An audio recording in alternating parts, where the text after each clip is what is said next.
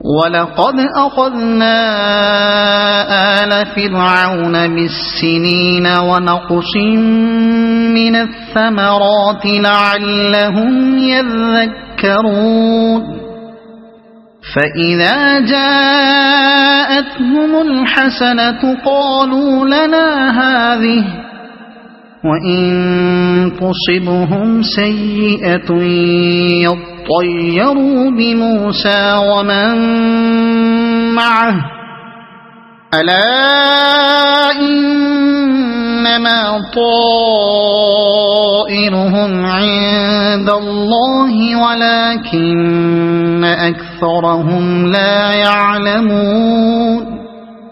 ہم نے فرعون کے لوگوں کو کئی سال تک قحط اور پیداوار کی کمی میں مبتلا رکھا کہ شاید ان کو ہوش آئے، مگر ان کا حال یہ تھا کہ جب اچھا زمانہ آتا تو کہتے کہ ہم اسی کے مستحق ہیں، اور جب برا زمانہ آتا تو موسیٰ اور اس کے ساتھیوں کو اپنے لیے فال بد ٹھہراتے، حالانکہ در حقیقت ان کی فال بد تو اللہ کے پاس تھی، مگر ان میں سے اکثر بے علم تھے۔ وَقَالُوا مَهْمَا تَأْتِنَا بِهِ مِنْ آيَةٍ لِتَسْحَرَنَا بِهَا فَمَا نَحْنُ لَكَ بِمُؤْمِنِينَ۔ انہوں نے موسیٰ سے کہا، تو ہمیں مسحور کرنے کے لیے خواہ کوئی نشانی لے آئے، ہم تو تیری بات ماننے والے نہیں ہیں۔ یہ انتہائی ہٹ دھرمی و سخن پروری تھی کہ فرعون کے اہل دربار اس چیز کو بھی جادو قرار دے رہے تھے جس کے متعلق وہ خود بھی بالیقین جانتے تھے کہ وہ جادو کا نتیجہ نہیں ہو سکتی۔ شاید کوئی بیوقوف آدمی بھی یہ باور نہ کرے گا کہ ایک پورے ملک میں قحط پڑ جانا اور زمین کی پیداوار میں مسلسل کمی واقع ہونا کسی جادو کا کرشمہ ہو سکتا ہے۔ اسی بنا پر قرآن مجید کہتا ہے کہ فَلَمَّا جَاءَتْهُمْ آيَاتُنَا مُبْصِرَةً قَالُوا هَذَا سِحْرٌ مُبِينٌ وَجَحَدُوا بِهَا وَاسْتَيْقَنَتْهَا أَنفُسُهُمْ ظُلْمًا وَعُلُوًّا۔ سورہ نمل آیات 13-14۔ یعنی جب ہماری نشانیاں علانیہ ان کی نگاہوں کے سامنے آئیں تو انہوں نے کہا یہ تو کھلا جادو ہے، حالانکہ ان کے دل اندر سے قائل ہو چکے تھے، مگر انہوں نے محض ظلم اور سرکشی کی راہ سے ان کا انکار کیا۔ فَأَرْسَلْنَا عَلَيْهِمُ الطُّوفَانَ وَالْجَرَادَ وَالْقُمَّلَ وَالضَّفَادِعَ وَالدَّمَ آيَاتٍ مُفَصَّلَاتٍ فَاسْتَكْبَرُوا وَكَانُوا قَوْمًا مُجْرِمِينَ۔ آخر کار ہم نے ان پر طوفان بھیجا، ٹڈی دل چھوڑے، سرسریاں پھیلائیں، مینڈک نکالے اور خون برسایا۔ یہ سب نشانیاں الگ الگ کر کے دکھائیں، مگر وہ سرکشی کیے چلے گئے اور وہ بڑے ہی مجرم لوگ تھے۔ آخر کار ہم نے ان پر طوفان بھیجا۔ غالباً بارش کا طوفان مراد ہے جس میں اولے بھی برسے تھے۔ اگرچہ طوفان دوسری چیزوں کا بھی ہو سکتا ہے، لیکن بائبل میں ژالہ باری کے طوفان کا ہی ذکر ہے، اس لیے ہم اسی معنی کو ترجیح دیتے ہیں۔ سرسریاں پھیلائیں، اصل میں لفظ قمل استعمال ہوا ہے جس کے کئی معنی ہیں، جو، چھوٹی مکھی، چھوٹی ٹڈی، مچھر، سرسری وغیرہ۔ غالباً یہ جامع لفظ اس لیے استعمال کیا گیا ہے کہ بیک وقت جوؤں اور مچھروں نے آدمیوں پر اور سرسریوں یعنی گھن کے کیڑوں نے غلے کے ذخیروں پر حملہ کیا ہوگا۔ تقابل کے لیے ملاحظہ ہو بائبل کی کتاب خروج باب 7-12۔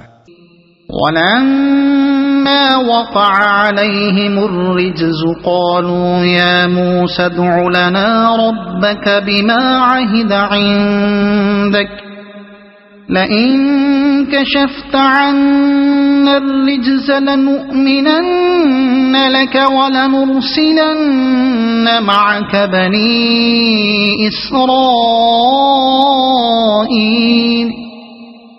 فَلَمَّا كَشَفْنَا عَنْهُمُ الرِّجْزَ إِلَىٰ أَجَلٍ هُمْ بَالِغُوهُ إِذَا هُمْ يَنكُثُونَ فَانتَقَمْنَا مِنْهُمْ فَأَغْرَقْنَاهُمْ فِي الْيَمِّ بِأَنَّهُمْ كَذَّبُوا بِآيَاتِنَا وَكَانُوا عَنْهَا غَافِلِينَ۔ جب کبھی ان پر بلا نازل ہو جاتی تو کہتے، اے موسیٰ، تجھے اپنے رب کی طرف سے جو منصب حاصل ہے اس کی بنا پر ہمارے حق میں دعا کر، اگر اب کہ تو ہم پر سے یہ بلا ٹلوا دے تو ہم تیری بات مان لیں گے اور بنی اسرائیل کو تیرے ساتھ بھیج دیں گے۔ مگر جب ہم ان پر سے اپنا عذاب ایک وقت مقرر کے لیے جس کو وہ بہرحال پہنچنے والے تھے ہٹا لیتے تو وہ یکلخت اپنے عہد سے پھر جاتے۔ تب ہم نے ان سے انتقام لیا اور انہیں سمندر میں غرق کر دیا، کیونکہ انہوں نے ہماری نشانیوں کو جھٹلایا تھا اور ان سے بے پرواہ ہو گئے تھے۔ وَأَوْرَثْنَا الْقَوْمَ الَّذِينَ كَانُوا يُسْتَضْعَفُونَ مَشَارِقَ الْأَرْضِ وَمَغَارِبَهَا الَّتِي بَارَكْنَا فِيهَا وَتَمَّتْ كَلِمَةُ رَبِّكَ الْحُسْنَى عَلَى بَنِي إِسْرَائِيلَ بِمَا صَبَرُوا وَدَمَّرْنَا مَا كَانَ يَصْنَعُ فِرْعَوْنُ وَقَوْمُهُ وَمَا كَانُوا يَعْرِشُونَ۔ اور ان کی جگہ ہم نے ان لوگوں کو جو کمزور بنا کر رکھے گئے تھے اس سرزمین کے مشرق و مغرب کا وارث بنا دیا جسے ہم نے برکتوں سے مالا مال کیا تھا۔ اس طرح بنی اسرائیل کے حق میں تیرے رب کا وعدہ خیر پورا ہوا، کیونکہ انہوں نے صبر سے کام لیا تھا، اور فرعون اور اس کی قوم کا وہ سب کچھ برباد کر دیا گیا جو وہ بناتے اور چڑھاتے تھے، جسے ہم نے برکتوں سے مالا مال کیا تھا۔ یعنی بنی اسرائیل کو فلسطین کی سرزمین کا وارث بنا دیا۔ بعض لوگوں نے اس کا مفہوم یہ لیا ہے کہ بنی اسرائیل خود سرزمین مصر کے مالک بنا دیے گئے، لیکن اس معنی کو تسلیم کرنے کے لیے نہ تو قرآن کریم کے اشارات کافی واضح ہیں اور نہ تاریخ و آثار ہی سے اس کی کوئی قوی شہادت ملتی ہے، اس لیے اس معنی کو تسلیم کرنے میں ہمیں تامل ہے۔ وَجَاوَزْنَا بِبَنِي إِسْرَائِيلَ الْبَحْرَ فَأَتَوْا عَلَى قَوْمٍ يَعْكُفُونَ عَلَى أَصْنَامٍ لَهُمْ قَالُوا يَا مُوسَى اجْعَل لَّنَا إِلَٰهًا كَمَا لَهُمْ آلِهَةٌ قَالَ إِنَّكُمْ قَوْمٌ تجہلون۔ بنی اسرائیل کو ہم نے سمندر سے گزار دیا، پھر وہ چلے اور راستے میں ایک ایسی قوم پر ان کا گزر ہوا جو اپنے چند بتوں کی گرویدہ بنی ہوئی تھی۔ کہنے لگے اے موسیٰ ہمارے لیے بھی کوئی ایسا معبود بنا دے جیسے ان لوگوں کے معبود ہیں۔ موسیٰ نے کہا تم لوگ بڑی نادانی کی باتیں کرتے ہو، ہمارے لیے بھی کوئی ایسا معبود بنا دے جیسے ان لوگوں کے معبود ہیں۔ بنی اسرائیل نے جس مقام سے بحر احمر کو عبور کیا وہ غالباً موجودہ سویز اور اسماعیلیہ کے درمیان کوئی مقام تھا۔ یہاں سے گزر کر یہ لوگ جزیرہ نما سینا کے جنوبی علاقے کی طرف ساحل کے کنارے کنارے روانہ ہوئے۔ اس زمانے میں جزیرہ نما سینا کا مغربی اور شمالی حصہ مصر کی سلطنت میں شامل تھا۔ جنوب کے علاقے میں موجودہ شہر تور اور ابو زنیمہ کے درمیان تانبے اور فیروزے کی کانیں تھیں جن سے اہل مصر بہت فائدہ اٹھاتے تھے، اور ان کانوں کی حفاظت کے لیے مصریوں نے چند مقامات پر چھاونیاں قائم کر رکھی تھیں۔ انہی چھاونیوں میں سے ایک چھاونی مفقہ کے مقام پر تھی جہاں مصریوں کا ایک بہت بڑا بت خانہ تھا جس کے آثار اب بھی جزیرہ نما کے جنوبی مغربی علاقے میں پائے جاتے ہیں۔ اس کے قریب ایک اور مقام بھی تھا جہاں قدیم زمانے سے سامی قوموں کی چاند دیوی کا بت خانہ تھا۔ غالباً انہی مقامات سے کسی کے پاس سے گزرتے ہوئے بنی اسرائیل کو، جن پر مصریوں کی غلامی نے مصریت زدگی کا اچھا خاصا گہرا ٹھپا لگا رکھا تھا، ایک مصنوعی خدا کی ضرورت محسوس ہوئی ہوگی۔ بنی اسرائیل کی ذہنیت کو اہل مصر کی غلامی نے جیسا کچھ بگاڑ دیا تھا، اس کا اندازہ اس بات سے بآسانی کیا جا سکتا ہے کہ مصر سے نکل آنے کے 70 برس بعد حضرت موسیٰ علیہ السلام کے خلیفہ اول حضرت یوشع بن نون اپنی آخری تقریر میں بنی اسرائیل کے مجمع عام سے خطاب کرتے ہوئے فرماتے ہیں تم خداوند کا خوف رکھو اور نیک نیتی اور صداقت کے ساتھ اس کی پرستش کرو، اور ان دیوتاؤں کو دور کر دو جن کی پرستش تمہارے باپ دادا بڑے دریا کے پار اور مصر میں کرتے تھے، اور خداوند کی پرستش کرو، اور اگر خداوند کی پرستش تم کو بری معلوم ہوتی ہو تو آج ہی تم اسے جس کی پرستش کرو گے چن لو۔ اب رہی میری اور میرے گھرانے کی بات، سو ہم تو خداوند ہی کی پرستش کریں گے۔ یشوع باب 24 آیت 14 اور 15۔ اس سے اندازہ ہوتا ہے کہ 40 سال تک حضرت موسیٰ علیہ السلام کی اور 28 سال تک حضرت یوشع کی تربیت و رہنمائی میں زندگی بسر کر لینے کے بعد بھی یہ قوم اپنے اندر سے ان اثرات کو نہ نکال سکی جو فرعونہ مصر کی بندگی کے دور میں اس کی رگ رگ کے اندر اتر گئے تھے۔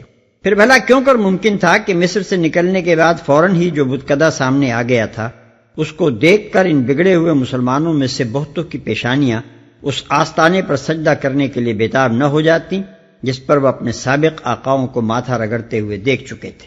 إن هؤلاء متبر ما هم فيه وباطل ما كانوا يعملون قال أغير الله أبغيكم إلها وهو فضلكم على العالمين وَإِذْ أَنْجَيْنَاكُمْ مِنْ آلِ فِرْعَوْنَ يَصُومُونَكُمْ سُوءَ الْعَذَابِ يُقَتِّلُونَ أَبْنَاءَكُمْ